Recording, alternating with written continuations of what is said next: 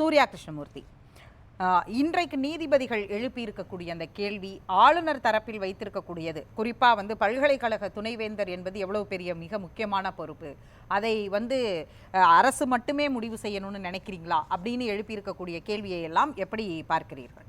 இல்லை, முதல்ல ஆளுநர் தொடர்பான விவாதங்கள் அரசியல் நிர்ணய சபையில் வரும்பொழுது பிரிவு 361 கீழே அவருக்கு ஒரு சட்ட பாதுகாப்பு கொடுக்குறாங்க. ஒரு ஆளுநர் கொலை, கொள்ளை உள்ளிட்ட கிரிமினல் வழக்குகளில் சிக்கியிருந்தால் கூட அவர் ஆளுநராக நியமிக்கப்பட்டு விட்டால் அவர் மீது எந்த சட்ட நடவடிக்கையும் எடுக்க முடியாது. அந்த அளவிற்கு அவருக்கு ஒரு லீகல் செக்யூரிட்டியை கொடுக்குறாங்க.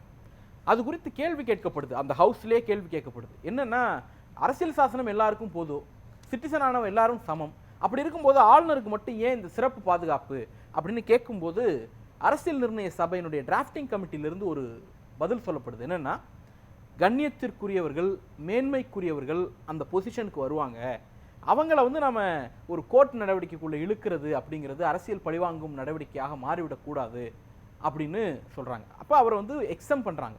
அப்போ கவர்னருங்கிற பொசிஷனை உருவாக்கும் போதே அரசியல் நிர்ணய சபையும் இந்த அரசியல் சாசனத்தை வகுத்தவர்களும் அங்கே ஒரு மேன்மைக்குரிய பொசிஷனாக தான் அதை கன்சிடர் பண்ணி உருவாக்குறாங்க.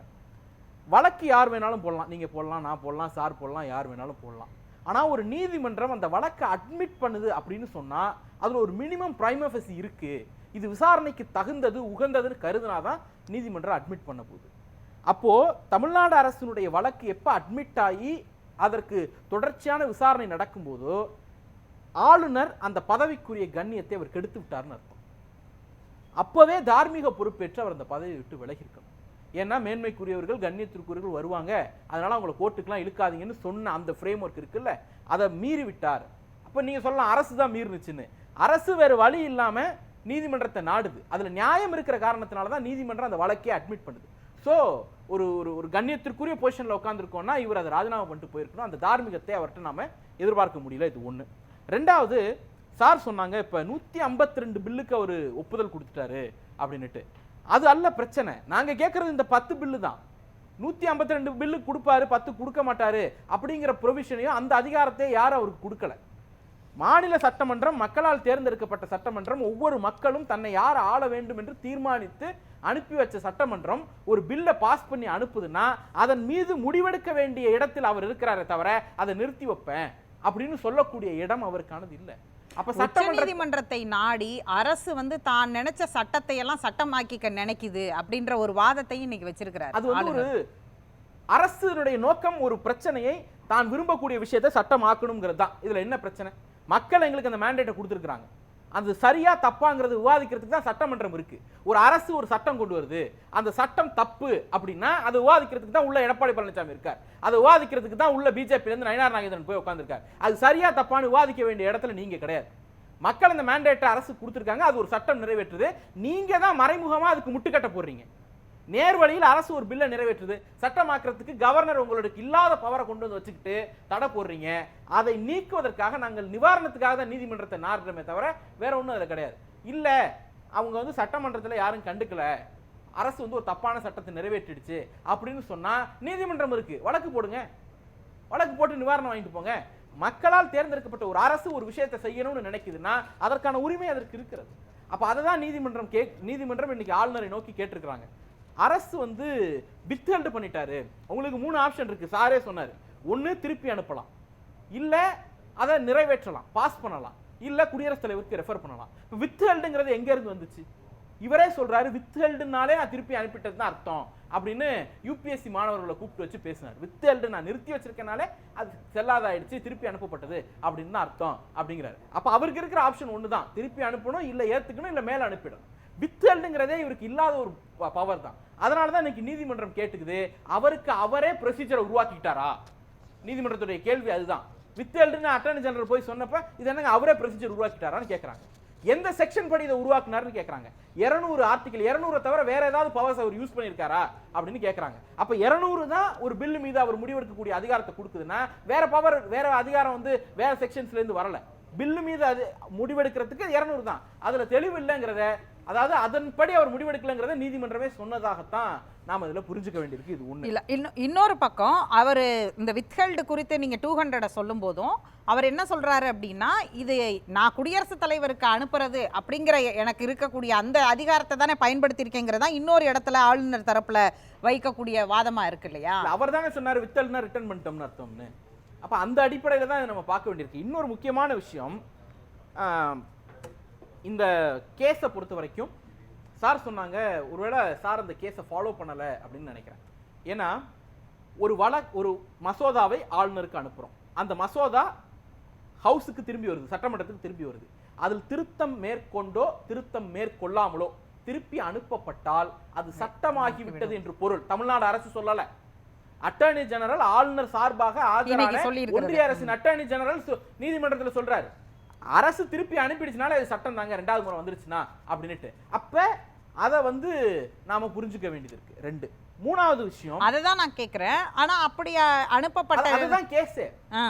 அப்ப நீங்க சொல்றாங்க அப்புறம் ஏன் அனுப்புறீங்க அப்படின்னு ஒரு क्वेश्चन இருக்குல்ல, அதுதான் நீதிமன்ற ஃபைனல் வெர்டிக்ட் என்ன கொடுக்குது நம்ம வெயிட் பண்ண வேண்டியது. நீங்க மேல அனுப்பி, அதாவது வந்துருச்சுனாலே சட்டம் ஆயிடுச்சுன்னா அப்புறம் எப்படி நீங்க மேல அனுப்ப முடியும்? அதுக்கு தான் இப்ப புதுசா ஒரு வியாக்கியானம் சொல்றாரு, நான் திருப்பி அனுப்பல, வித்ஹெல்ட் தான் பண்ணி வச்சிருக்கேன். அப்ப நீதிமன்றம் திருப்பி என்ன கேக்குறாங்க, நாங்க 10ஆம் தேதி நவம்பர் மாதம் பஞ்சாப் கேஸ்ல உத்தரவு கொடுக்குறோம் இந்த வித்ஹெல்டுங்கிற விஷயம் கொடுத்து, 3 நாள் கழிச்சு நீங்க திருப்பி வித்ஹெல்ட் பண்றேன், இல்லாத போஸ் யூஸ் பண்றேன் அப்படின்னு சொன்னா அது என்ன விஷயம் அப்படின்னு கேட்கிறப்போ அது மியர் கோஇன்சிடென்ஸ் அப்படின்னு சொல்லும் பொழுது இவர்கள் உச்ச நீதிமன்றத்தை எவ்வளவு குறைவாக மதிப்பிடுகிறார்கள் அப்படிங்கிறதுக்கு இது ஒரு சாட்சி. நீங்க சொல்லலாம் கோஇன்சிடென்ஸ், நான் சொல்லலாம் கோஇன்சிடென்ஸ். ராஜ்பவன்ங்கிற மாதிரியான ஒரு ஹையர் ஆபீஸ்ல உட்கார்ந்துட்டு இது கோஇன்சிடென்ஸ்ங்க, முந்தா நாள் கொடுத்த தீர்ப்பை நான் படிக்கல அப்படின்னு சொன்னா அது எப்படி? அறியாமையில சொல்றதா? அறியாமை சாதாரண மனிதர்களுக்கு இருக்கலாம், கவர்னருக்கு இருக்கலாமா? இல்ல அறியாமையில சொன்னங்கிறத ஒத்துப்பீங்களா முதல்ல? அப்ப இந்த அடிப்படையிலையும் இதை நாம பார்க்க வேண்டியிருக்கு. அடுத்தது இன்னொரு விஷயம், பல்கலைக்கழக சட்டங்கள் அதுல கவர்னருடைய பவரை பறிக்குதுங்கிறாங்க. ஒரு விஷயத்தை கவனிக்கணும், தமிழ்நாட்டினுடைய பல்கலைக்கழகங்கள் மாநில ஸ்டேட் யூனிவர்சிட்டி அத்தனையும் ஒன்றிய அரசாங்கத்தினுடைய சட்டப்படி உருவாக்கப்பட்டது கிடையாது. கான்ஸ்டிடியூஷன்ல ஏதோ ஒரு செக்ஷனை உருவாக்கி அதன்படி உருவாக்கப்பட்டது கிடையாது. அவை கான்ஸ்டிடியூஷன் மாநில அரசுக்கு கொடுத்த அதிகாரத்தின் அடிப்படையில் மாநில சட்டமன்றம் நிறைவேற்றிய சட்டங்களின் அடிப்படையில் உருவாக்கப்பட்ட பல்கலைக்கழகம். இப்போ ஒன்றிய அரசு ஒரு சட்டம் போடுது அப்படின்னா 10 வருஷம் கழிச்சு அதை திருத்தணும்னு நினைச்சிச்சுன்னா பார்லிமெண்ட்டுக்கு அந்த பவர் உண்டு. மாநில அரசு ஒரு சட்டம் போடுது 10 வருஷம் கழிச்சு 20 வருஷம் கழிச்சு அதை திருத்தணும்னு நினைக்குதுன்னா அதை திருத்தக்கூடிய அதிகாரம் தமிழ்நாடு சட்டமன்றத்துக்கு உண்டு. அதை மறுக்கக்கூடிய எந்த பவரும் வேற யாருக்கும் கான்ஸ்டிடியூஷன்ல தேர்ந்தெடுக்கப்படாத எந்த ஒரு அமைப்புக்கும் அதை நம்ம கொடுக்க முடியாது. அப்ப மாநில சட்டமன்றம் ஒரு விஷயத்தை, அதாவது நாங்க யூனியன் கவர்மெண்ட் பில்லையா கொண்டு வந்து அமெண்ட் பண்ணோம், ஸ்டேட் கவர்மெண்ட்டினுடைய ஓன் ஆக்டை நாங்க திருப்பி அமெண்ட் பண்ணி அனுப்புறோம். மாநில பல்கலைக்கழகத்துக்கு யார் ஆளுநரா இருக்கணும், எங்க சட்டத்தை நாங்க அமெண்ட் பண்றோம். இதை தடுக்கிறதுக்கு அவர் யார்? அவங்க மட்டுமே அதை கன்சிடர் பண்ண முடியுமான்னு ஒரு வார்த்தை இன்னைக்கு அவங்க தரப்புல இருந்து கேக்குறாங்கல்ல, அதை கேட்கறதுக்கான அதிகாரமே கிடையாதுங்கிறேன். ஏன் அப்படின்னா ஒரு மாநில ஒரு இது இருக்கு, ஒரு பல்கலைக்கழகம் இருக்கு அப்படின்னா அதனுடைய நிலம், அதுக்கான சட்டம், அந்த பல்கலைக்கழக உருவாக்கம், இன்ஃப்ராஸ்ட்ரக்சர், நிதி, டீச்சர் ரெக்ரூட்மெண்ட், சிலபஸ் எல்லாவற்றையும் உருவாக்கி கொடுப்பது அப்படிங்கிறது மாநில அரசாங்கம் தான். வீடு கட்டுறது பூரா நான் வாட்ச்மேன் எய்த்த வீட்டுக்காரன் போடுவான்னா அது எப்படி நியாயம்? அப்ப வீடு கட்டுறவங்களுக்கு தான் அதை யார் நிர்வகிக்கிறது, யார் வாட்ச்மேன்ங்கிறத முடிவெடுக்கக்கூடிய அதிகாரம் இருக்கணும். இந்த பேசிக்கான விஷயம் இருக்குல்ல, அதை இன்னைக்கு நாம முரணா சண்டை போட்டுட்டே இருக்கிறோம் அப்படிங்கிறது தான் இருக்கு. இன்னும் நந்தகுமார் கூட சுட்டி காண்பித்த ஒரு விஷயம், அதாவது இந்த ஆளுநர் அதிகாரம் அப்படிங்கிற இடத்துக்கு வரும் பொழுது அவரே இல்லாம இந்த பல்கலைக்கழக துணைவேந்தர்களை நியமிக்கிறது அப்படிங்கிறதுக்கு அவருக்கே ஒரு மசோதாவை அனுப்புனா அவர் எப்படி அதை நிறைவேற்றுவாரு? அதன் அடிப்படையில் தான் அந்த மசோதாக்கள் தேங்கி இருக்கு அப்படிங்கிற ஒரு பார்வையும் அவர் வச்சாரு. அந்த மசோதா என்னங்கிறது விஷயம் இல்லைங்க, அந்த மசோதாவை நிறைவேற்றக்கூடிய அதிகாரம் மாநில அரசுக்கு இருக்கா இல்லையா, இவ்வளவுதான். மாநில அரசுக்கு இருக்கு, நீங்க கையெழுத்து போடுங்க, இல்ல என்னால போட முடியாது ராஜினாமா பண்ணிட்டு போங்க, இல்ல நான் அதெல்லாம் பண்ண முடியாது அப்படின்னா ராஜினாமா பண்ணிட்டு போங்க, எனக்கு மனசு சாருக்குது, என்னுடைய இண்டிவிஜுவல். அதுதான் அவர் கேட்கிறார், உங்களுடைய ஒப்பீனியன் தானே அதுன்னு இன்னைக்கு கோர்ட் ஒரு இடத்துல சொல்லியிருக்கு. அதாவது நீங்க சொன்னீங்கல்ல மாநில அரசு மட்டுமே எல்லாவற்றையும் செய்து முடியுமான்னு ஏஜி கேட்டதுக்கு கோர்ட்டோட ரிப்ளை என்ன, அது அவருடைய இண்டிவிஜுவல் பார்வைங்குது. சட்டம் அப்படி சொல்லல, இது இண்டிவிஜுவல் பார்வை. கவர்னர் ஆர் என் ரவியினுடைய இண்டிவிஜுவல் பார்வைக்காக தமிழ்நாடு அரசு ஆட்சி செய்ய முடியாது. ஒருவேளை இல்ல ரவியினுடைய இண்டிவிஜுவல் பார்வையின்படி ஆட்சி செய்யணும்னா ராஜினாமா பண்ணிட்டு மக்களால் தேர்ந்தெடுக்கப்பட்டு முதலமைச்சராய் அப்ப நீங்க உங்க இண்டிவிஜுவல் பார்வைப்படி ஆட்சி பண்ணிட்டு போங்க. மாநில அரசு மக்கள் கொடுத்த அதிகாரத்தின் அடிப்படையில் ஒரு சட்டத்தை ஏற்றோம், அதை நீங்க வந்து முடக்குவீங்க அப்படின்னா அதை நாங்க நீதிமன்றத்துக்கு போய் முறியடிக்கணும்னு நினைக்கிறோம். இவங்க என்ன சொல்றாங்க, இது ஏதோ மாநில அரசு வந்து விசி அப்பாயின்மெண்ட்டுக்கு அதிகாரம் கேட்கறது ஏதோ பூச்சாண்டி காட்டிட்டே இருக்காங்க, பெரிய விஷயம். பிரைவேட் யூனிவர்சிட்டிக்கு யார் சார் விசி அப்ளை பண்றா? காசு இருக்கு, நான் ஒரு யூனிவர்சிட்டி கட்டுறேன், அப்ப காசு இருக்கக்கூடிய ஒரு பெருமுதலாளிக்கு ஒரு அதிகாரத்தை கொடுக்குறீங்கல்ல, விசி அப்பாயின்ட் பண்ற அதிகாரம், அந்த அதிகாரம் கூட மக்களால் தேர்ந்தெடுக்கப்பட்ட ஒரு முதலமைச்சருக்கும் மக்களால் தேர்ந்தெடுக்கப்பட்ட ஒரு அரசுக்கும் கொடுக்க முடியாது அப்படின்னு சொன்னா அது என்ன சார் நியாயம்? இந்த அடிப்படையில் இருந்தா இதை நம்ம பார்க்க வேண்டியிருக்கு. இதை வந்து அரசு என்ன முடிவெடுக்கணும் அப்படிங்கறத கவர்னர் தீர்மானிக்க வேண்டியது இல்லை. அந்த பவர் இருக்கா இல்லையா? அதனால தான் அவங்க திருப்பி கேட்கறாங்க, எந்த செக்ஷன் அடிப்படையில் அவர் நிறுத்தி வைத்திருக்கிறார்னு சொல்லுங்க. இந்த செக்ஷன் அடிப்படையில் நிறுத்தி வச்சிருக்கிறார். ஆளுநருக்கு என்னைக்குமே செக்ஷனை கோட் பண்ணி வழக்கம் கிடையாது. பொன்முடி வழக்கு, அவர்களுடைய வழக்குல நான் பதவி பிரமாணம் பண்ணி வைக்க முடியாதுனால அவர் எந்த இடத்துலையும் செக்ஷனை கோட் பண்ணல. செந்தில் பாலாஜி அவர்கள் வந்து பதவி நீக்கம் பண்றேன்னு ஒரு பிரஸ் ரிலீஸ் கொடுத்தார்ல, எந்த இடத்துலையும் செக்ஷனை கோட் பண்ணல. இப்படி அவர் இதுவரைக்கும் அதிகாரப்பூர்வமா கொடுத்திருக்கக்கூடிய எந்த அலுவல் பூர்வ குறிப்பிலையும் ஆர்டிகல் 200 படி, ஆர்டிகல் 163 படி, ஆர்டிகல் 111 படி நான் இதை செய்யறேன் அப்படின்னு அரசியல் சாசனத்துடைய எந்த விதியையும் குறிப்பிட்ட அவர் மசோதாக்களுக்கோ எதுக்குமே அறிவிப்பு கொடுக்கிறது கிடையாது. ஏன்னா அப்படி இல்லாத பவர்ஸ் அவர் உருவாக்கிக்கும் பொழுதுதான் இந்த மாதிரி சட்டங்களை குறிப்பிடாம அவரால் நோட்டீஸ் கொடுக்க வேண்டிய தேவை ஏற்படுகிறது. அப்ப இதை முறியடிக்கணும்னா நீதிமன்றம் ஒரு இடமாக எங்களுக்கு. நந்தகுமார் சுருக்கமா. இந்த பவர் எங்க கவர்னருக்கு கிடைக்குதுன்னா 163 ஆர்டிகல்ல 2 அதுல என்ன சொல்றாங்கன்னா, the decision of the governor in his discretion shall be final and the validity of anything done by the governor shall not be called in question on the ground that he ought or ought not to have acted in his discretion. 200ல தான் அதை செய்யணும் அப்படிங்கும்போது 163 ஏன் இன்னைக்கு உச்சநீதிமன்றம் அதை பேசல அப்படின்னு ஒரு क्वेश्चन இருக்குல்ல. இங்க எப்போதுமே ஆளுநருடைய அதிகாரம்ங்கும் போது 163 தான் கோட் பண்ணி ஒவ்வொரு விவாதங்கள்லையும் பேசப்படுது. அது எப்படி வந்து உச்சநீதிமன்ற நீதிபதிகளுக்கு தெரியாதா? வேற எந்த கிரவுண்டில் நீங்க பண்றீங்க அப்படின்னு கேள்வி எழுப்புறாங்களா?